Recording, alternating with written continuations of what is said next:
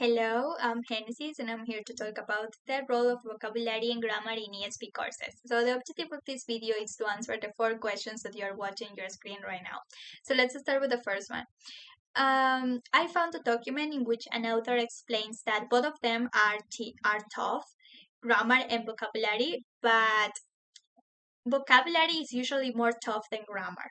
So to prove his point, he included the experience of students from English for Business Purposes, in which the students explained that the teacher explained them a lot of vocabulary and phrases, but hardly ever teach them grammar. And when that happened, the grammar structures were really basic and the explanations were superficial.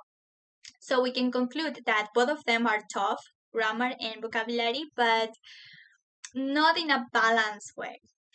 Vocabulary is usually more tough than grammar. Now the second one. For me, the purpose of teaching vocabulary is to enable students to use and to understand general, semi-technical, and technical categories of vocabulary in order to they can be able to communicate better. And similarly, according to Chen 2016, there are 2 main purposes of teaching grammar. The first one is to enhance comprehensible input, and the second one is to monitor effective output.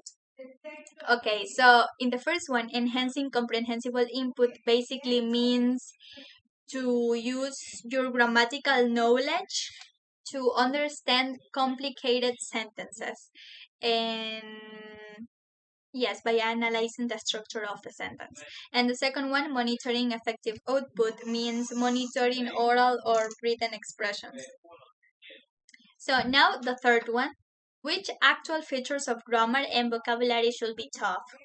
Okay, according to Anthony 2018, there are 4 actual features that should be taught.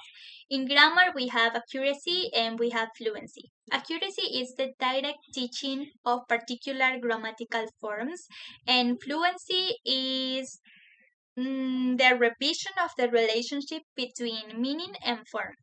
And then we have vocabulary, and that in which we have 2 actual features, comprehension and production. Comprehension is when you deduce the meaning of a word from the context or from the structure of the word. And production is in which the storage process and the retrieval process must be developed between other various techniques.